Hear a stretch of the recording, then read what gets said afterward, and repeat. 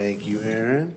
All right, good afternoon, everyone. We'll go ahead and get this kicked off. This is the best mic that we've ever had, by the way. Thank you for joining us at this July 16th meeting of the Charlotte-Mecklenburg Planning Commission's Planning Committee. We are meeting in the Government Center in room 280. It is 5:04 p.m. when we're getting started. My name is Andrew Blumenthal. It is my pleasure to chair the last Planning Committee meeting I'll be chairing for the foreseeable future. We'll go ahead and kick things off with introductions, starting with my fellow commissioners. Let's start down to my left with Commissioner Stewart. Robin Stewart, Planning Commission. Carol Millen, Planning Commission. Aaron Shaw, Planning Commission. Teresa McDonald, Planning Commission. Melissa Gaston, Planning Commission. Thank you very much. And for staff around the dais as well, please. Alicia Osborne, Planning. Tanya Duhaney, Planning Staff. Cornett, Planning Staff. Jason Pauling, Planning Staff. Erin Henson, Planning Staff. Great. Thank you all very much. First order of business will be, hopefully everyone's had the chance to review the minutes from our previous meeting on June 18th. If there's any discussion, please let me know. And if not, we will go ahead and take a motion to approve those minutes. Motion to approve, McDonald. Second, Shaw. All right, moved by McDonald, seconded by Shaw. All in favor, please say aye. Aye. All right, thank you.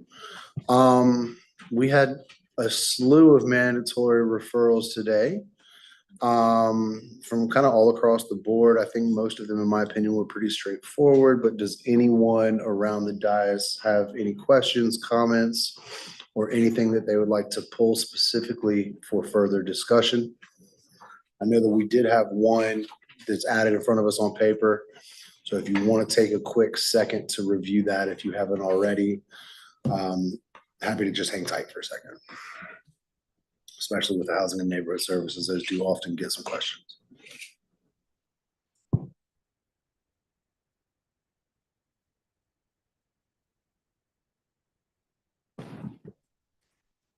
This is Commissioner Gaston. I have a question. I don't want to pull it. I guess maybe a question. Yeah, of course. Okay. I'm assuming we have somebody that's representative of all the agencies. Yeah.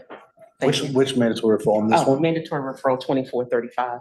Okay. Yeah, thank you. Yeah. I guess it's just a general question. I know these are the properties that the city owns and they want to, I guess, release them to developers for housing, for affordable housing.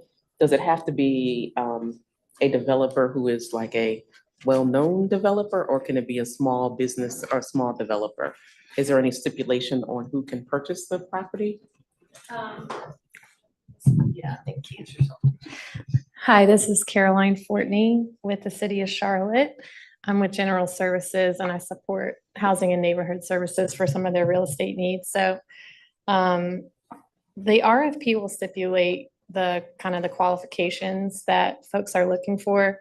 In this package of parcels and sites that are going out, there's a variety of development opportunity. So some will definitely be targeted more for experienced developers, for say, people who are used to getting tax credits and complicated financing, those types of things. But then we have some smaller kind of single family infill, and those might be more appropriate for maybe smaller developers, builders, people who are kind of at the more entry level into this type of development. Thank you. That answered my question. My concern was the difference between the single family and then the multifamily. So that answered my question perfectly. Thank you. Anybody else? Questions, comments? I do have two questions myself, and again, not necessarily worth pulling them for further review. First, is Brian here this evening? Brian, quick question for you, and if you wouldn't mind introducing yourself in a moment as well. Obviously, it feels like it's a momentous occasion to see the Norfolk Southern right-of-way acquisition for CATS for the potential red line. my gut says we will probably have you or another spokesperson into a full commission meeting to talk in much more depth about the timing and the planning. But if you could just walk quickly, as quickly as possible through some of that process and the associated timing. And then if there are going to be other mandatory referrals that we're seeing in terms of additional acquisition of private property for that. Sure. Brian Adolny, the project manager for the Red Line at Cats. And so this is the O line is owned by Norfolk Southern currently, and it's an easement. Because it's an easement, we normally wouldn't, I think, have to go through this referral process, except there are two tiny stretches that are fee simple. So it was just a realignment of the railroad, and so that's what I think triggered this. But so CATS is in negotiations with Norfolk Southern to purchase the O line. Norfolk Southern really wants this deal complete in about 6 or 7 weeks, and so we have been expediting everything. We're doing appraisals and environmental work and surveys and everything needed. And our legal staff is working with all the agreements that need to be done. So this will be the first step for the Red Line to be complete. So if this purchase takes place, then the city would own the 29 miles shown here. And we do it, this is just for the rail line. So as far as the stations and potential parking facilities and that would all happen with the Red Line project, which wouldn't happen until we get an additional funding source for that. And so that process is also taking place as well. So, but we do intend to come back with additional information, and we're currently in a 15% design update. And with that process, we'll be analyzing where the stations will be going, what facilities we'll need. And then with that, we'll have additional information probably to bring to this committee.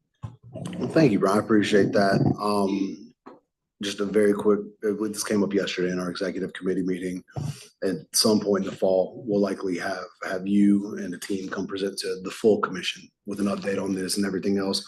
In the meantime, for members of both this committee and the full commission, would you be a point person for any questions that come up as it relates to the Red Line? Yes. Okay, that's great.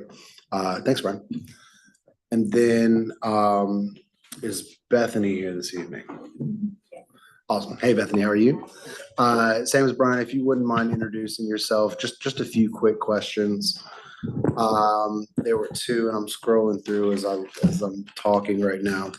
But I believe with both mandatory referral 24-23 and then also again 24-25, those were the first two that caught my eye. It seems like there are a few Parks and Rec acquisitions that have a little bit more specificity, right? In terms of, we already know exactly what that plan is going to be, whether it's an expansion of the soccer facility or the neighborhood park on the east side. Just curious, when you're looking at these acquisitions, is the funding already in place? Is there already a plan in place for those expansions? Or are we just trying to get out in front of that with the acquisitions and then just figure it out later? Yes, we typically they know they have their eye on the property, and we'll get out there and acquire it, and then the funding and the planning will come afterwards. They might have an idea of what they want to do with it, but that will take some time, and it depends on the project. Some greenways are already funded, but this particular project is not funded yet. Okay. But they have had their eye on it. Thank you. And again, I personally tend to agree with that, right? Knowing that you're competing with the private sector, go ahead and make sure that it's under control, and then we can handle the rest of it. Right. Okay, I think that was it for me as well. Again, last call for anybody else, questions, comments, concerns, anything we want to pull. All right, well, I think that's it, guys. With all that said, I will go ahead and entertain a motion for whoever wants to read all those numbers.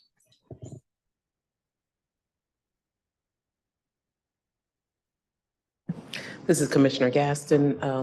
The Planning Committee reviewed mandatory referral reports 24-23, 24-24, 24-25, 24-26, 24-27, 24-28, 24-29, 24-30, 24-31, 24-32, 24-33, and 24-34 and 24-35 on July 16th, 2024, and have no additional comments for the submitting agency.